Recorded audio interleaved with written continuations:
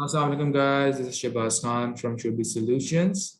As we know, we are always having, different guests from all around the world. And today we have one of our lovely guests, Shehab Niazi. She is, a brand endorser. She is a brand creator. She herself has a huge company in Islamabad, Pakistan.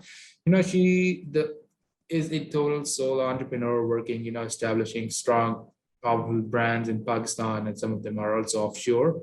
So the most important thing about about Shihab is that she's a marketing strategist, she's an event manager, she's a PR, content marketing editor, and a blogger. She has a whole extensive background in dealing with different kinds of brands, either they're in Pakistan or based anywhere. So there are a lot of questions that many people are asking about regarding the brands and how they're positioned. So let's ask from Shihab how she is doing and what is she up to and what her company is. And we still have some questions that are coming our way. We'll ask Shihab all along the way. So over to you, Shihab. Thank you so much for coming to the show, and we present it to you right now. Hi. Thank you so much for having me. Great to be here and looking forward to the questions. Um, as you introduced, so I won't spend a lot of time in the introduction, but mainly like you said, I work as a brand coach with a lot of international clients and Pakistani clients. And I also run a company which does customized trainings for different organizations, non-profits, all kinds of organizations, different target groups on digital skills, branding, marketing, business model development. So mainly training and branding. That's what I've been up to. Lots of trainings in the past few weeks, and so yeah. So I think we can just go forward with the questions.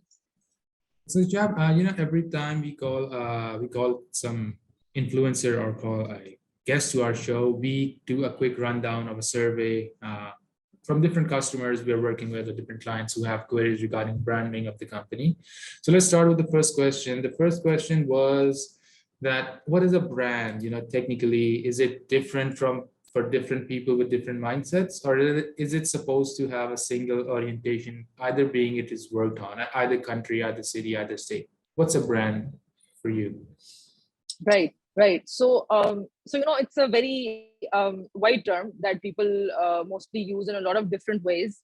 But in my experience and the way I look at it, basically a brand can be a person, a product, a service, and it's mostly based on how it's perceived. What I'll tell you what it's not. It's not a logo first and foremost. It's not a single color. It's not any kind of font. It's basically just the perception or the way people experience your product, your service, or your person, because a brand can also be a personal brand, right? And then when you as a company or as a person are creating a brand for a different product, for a different offering, it depends on you, the kind of experience that you want to create amongst your target audiences, and how you want them to perceive it. They will perceive it the way you want it to be perceived, ideally speaking, right? Otherwise, if you're not clear, your audiences will also not be clear, and then they wouldn't have a clear idea of where you stand or who you are or what you stand for that matter, if that makes any sense. And this is what the brand is supposed to be. You have many people that get confused. If the if there's any connection between the marketing and branding, are they the same thing, or they are the opposite of each other? So marketing is basically something, and firstly, marketing is not just the promotion of something, right? You get to the promotion once you like sort of created the product or the service. Marketing starts from the research of the customer that you want to have and the product features that you want to have, right? And a brand and marketing go hand in hand, very different things completely, because marketing has more to do. I would say brand is sort of a part of your marketing, because if we get to the technicalities, there are different P's of marketing, right? In that, one is the product or the service. So the features of your brand would be a part of that, based on which you will have the customers and you will create the experience that you want them to experience, or the perception that you would want them to have. And then promotion is something different. Promotion is, the messaging that you create to convey the essence of your brand. So they're all very they overlap at times, but they're still very different from each other. Okay, this is the most important thing that you just mentioned, that there's a difference between marketing and branding. Yet there are still people who are confused, regarding that if a logo is also a part of brand. Most people think that, okay, just adding different colors, or adding different pictures to it is going to make the brand a little bit more attractive. Adding more color is going to make it a little more friendly and more more enthusiastic towards the customers trying to buy. So is this true that every brand has supposed to a logo, or every logo shares a story that the brand has? So I think a brand has to have a story, of course, because people remember stories, people remember humans. That's why we usually associate the brand ambassadors with brands, right? Because we remember their faces, that okay, this person was in the campaign for this particular product. I think that a brand has to have a story, obviously, but I'll give you an example. For example, there are a lot of extremely loyal Apple users, right? They don't have any attachment with the logo, right? They don't have any attachment with the way the website looks, or the way the font looks, right? Or the way they create their whatever campaigns. Yes, it is a part of everything and it sort of plays a role, but they're not attached to any of that. What they are attached to is the user experience that it offers, and how that is above in their perception, how it fulfills their needs, and how it is superior to any other thing that any tech company is offering, right? Similarly, you wear shoes, like, right? People who run, they prefer a different kind of a shoe, right? People who are into fashion, they prefer a different kind of a shoe. So it depends on the needs, and based on that is why you have to be very clear. If you want to establish a brand, you have to be very clear about the target audience and your ideal audience that you want to target your product or service at, right? Because not everyone is going to be your customer, and you can't make everyone happy. So you have to pick and choose, and you have to serve those people well. So I think that is how you create the story. You target the story to a certain group of audiences that it will actually resonate with. That story will not resonate with someone who is not your intended target audience, right? So story is very important. Logo, yes, it's a part of it. The colors are a part of it. The way you create the visuals, that is what makes your brand memorable, visually speaking, and makes it recognizable, right? I look at something, I'm like, okay, this, before looking at the logo, I can tell that, okay, this campaign is by this company. There are certain companies that have very distinguished aesthetics, right? So those things are just a visual for people to, because we need visuals to recognize, right? We're humans, we associate with color, but that is not the first thing. That your logo, your colors are based on the story that you want to tell. Great, sure. That's the thing, you mentioned, audiences, you need to have a story before you create a brand. Do you think every time a product or a company releases a new product, for instance, if McDonald's goes into, a fintech industry, so is it still the same as selling burgers or selling the fintech industry just because they have a huge brand? So I think that if you are a company, and if you have a brand established, you have a customer base, um, and that customer base is interested in another complementary part, product, service, whatever, um, that fulfills the need of the same customer, you can sell anything, right? Whether you're McDonald's, whether you're like, so if we look at it, if um, McDonald's starts some kind of a wallet system or something, right? Like you said, fintech, right? So we know that they have all these like millions of customers on their apps probably, or on their mailing lists, right? And we know that people who use, like Food Panda does, like there is a wallet, right? that you can use. There are all these like other ride hailing apps that use these wallets. So while fulfilling one need, if you see that obviously, there are the same customer segment will have different needs during that same experience. So you can decide to sort of venture into that other need also, because you know that you have done your research, you know that uh, you can actually sell the same service to another customer, right? I think that's what applies to most businesses today. Obviously, the way you do the marketing and the way you promote it would probably be a little bit different than you promote the food in this case. But the customer is the same. You already know the language that they speak, the tone that they speak. You already have a reputation with them. You have a relationship with them. So and that's how in this day and age people are getting into, because they know they have a customer, they're serving them digitally, and they know they have those needs that they can fulfill, right? So yeah.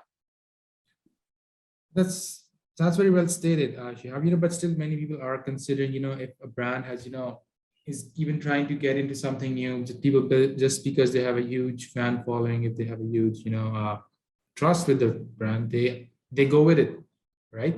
Even if it's any company that is trying to do. So Shihab, let's just consider McDonald's, right? They have colors, they have, appealing brand for every customer that they're trying to serve. What do you think McDonald's have those top 5 branding factors that you think that has allowed the customer interaction with McDonald's quite so much? Right. So this would be a little bit generic also, applies to any brand. I think first and foremost, you need to have a very clear, like a mission or some values, right? What is it that you stand for? Like I said before, right? Um, McDonald's is the kind of brand which has established itself in a way that is considered fun, right? Even if you look at their logo, even if you look at the way they do their marketing, it's creative and it's fun, right? And that's the kind of messaging that they keep on reinforcing again and again, right? Secondly, I think for any brand, whether it's McDonald's or anyone else, you have to have a target audience, because you can't serve everyone, right? Even if you're selling fast food, you would know that there is a certain segment that prefers the kind of food that you are serving, that would choose you over 100 other brands that are serving the same kind of food, right? So you have to know the kind of problem or the need that you're solving, and what is it that sort of you're offering which is special, which brings me to the third thing, which is your unique selling proposition, right? What is it that you're offering that nobody else is offering, right? And then fourthly, you have to have brand positioning, right? So once you've determined your target audience and your unique selling proposition, you come to the brand positioning, that how do you sort of help your target audience perceive you, right? I know that I want a burger, um, and there are 10 different people in probably like within 2 kilometers of each other who are serving a burger, right? But I have that some kind of a need of taste of the experience, that I'm looking for if I choose McDonald's, right? So, and then number 5, you have to have that messaging that will convey to your audience uh, how you are positioned and how you want them perceived, right? Because as a brand, it's in your hands to control how your target audience actually thinks of you, right?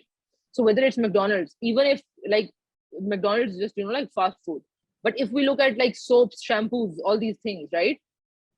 A shampoo is used to wash your hair, so there are thousands of brands which can do that. But why do we choose one brand? Why do we choose one brand for a certain need? Like, because they keep on reinforcing and reiterating in their ads, whether it's print, whether it's TV, wherever it is, whether it's digital, they keep on reiterating that, okay, this will remove dandruff, this will do this will, increase volume, whatever. So the way you do your messaging and the way you promote what your story and what you stand for is how the customer will perceive you. Whether you sell food, whether you sell whatever you sell, like commodities, luxury, um, and when the customer needs that thing, it is your messaging that has absorbed into them over the period of years, months, which will help them make the decision that, okay, I want McDonald's, I don't want KFC, or I don't want Hardee's, right? So it is that experience. It has more to do with the food, right? It's, if I don't have a lot of time, if I want to be done with my order and, like, take my food and, like, within 2-3 minutes, that's another USP, right? So it's not just about the food or the taste of the food, it's about the whole experience, from like coming to the drive through or coming to the restaurant itself, and getting out of there, and even after that, so that is what all these are the steps, the customer journey. How do you sort of um, help the customer through each step? All of that is a part of the brand, and that is what actually the user experience is determined by the customer journey and the way the brand visualizes the customer journey. Great. Thank you so much for clearing the concept between what the logo is, what a brand is, and how fancy color, attractive colors try to delineate your specific requirement from a brand. So almost we are coming towards an end. We're left with two questions. The second last question is, Shihab, how do you think? I mean, how long do you think a successful brand takes time to come into the actual market when it's launched? Um, so there isn't a one so there isn't one solution or answer to this that fits to each brand, right? Because it depends on, I think, the level of clarity, and this applies to product, services, people, everybody. It depends on the level of clarity that you have, right?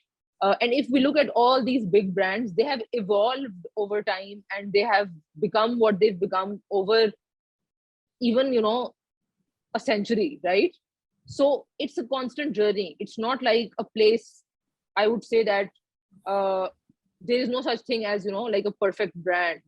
It's an ongoing kind of journey, and um, you sort of keep aligning, right? You do the messaging, you see what the feedback is, what the response is, and then you sort of readjust accordingly. So it's a constant ongoing thing. It's not a destination that you can get to and then you're like, okay, I'm done with this. So I think this is an ongoing journey, and all the brands that we're mentioning right now, they've actually very intentionally spent time building those perceptions in the minds of the people, whether they're their customers or not, right?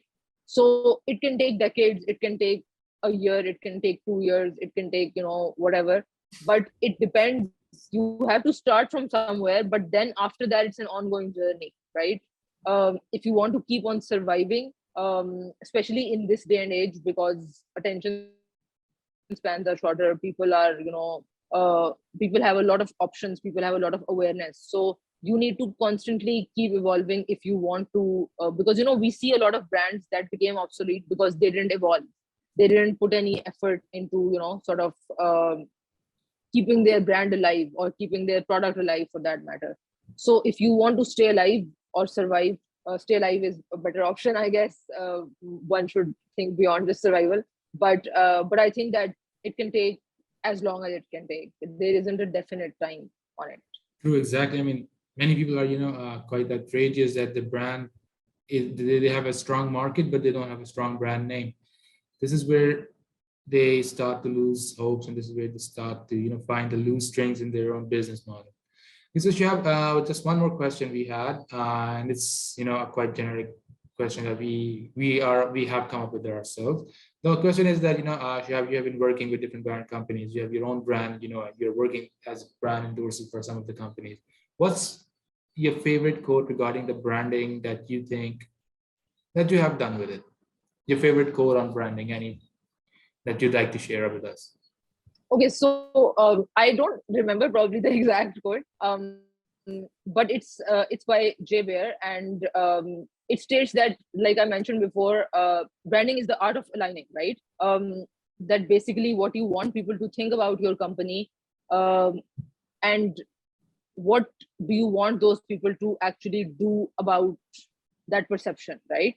So it's a constant struggle, and like, you constantly have to keep aligning that between those two things. It's like a circle, right? So that, I think that sort of, to me, conveys the essence of what branding is.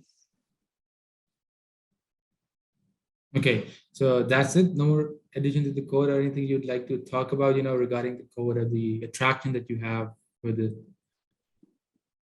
So I just, don't have, obviously, I think that I think it serves the functional purpose, right? So it's sort of, because with codes, different things resonate with different people, right? Something else might resonate with someone else about branding, but to me, um, what I stated before about it being a constant ongoing thing, and not like a specific point that you reach. So I think that this sort of conveys that journey that you need to keep going through, and that circle that goes on and on, right? It doesn't stop. As long as your company or your business is alive, you will sort of keep going in that circle. So and based on this quote, I usually base whatever kind of functions and whatever ideas and concepts I work on with my clients as well. So yes. That's so sweet of you, Shihab. Thank you so much. It's okay. So I think that concludes, our major questions that we had. People had, confusion regarding the branding and the logo, the time it takes, and how colors and attractiveness can make brand a little bit more appealing. So I think most of us have got their questions cleared and covered. So Shihab, what's the most easiest way for you for the people to reach out to you? I mean, how do you want I them? think LinkedIn or Instagram is fine also. Okay, great. So, okay, guys, so this was Shihab. Thank you so much for coming out on the show, sharing your expertise, sharing your knowledge, extensive knowledge in, branding, marketing, and logo designing, etc. So, Shihab, it was really an honor, privilege to have you. So, if you have any question, you can reach out to Shihab either on her LinkedIn or Instagram page. Her profiles are both on public. She has legit experience in working with different brands. So, thank you so much, Shihab. I'm just gonna cut off. Thank you so much. It was a pleasure. Exactly. I'm just gonna cut off the recording in 3, 2, 1.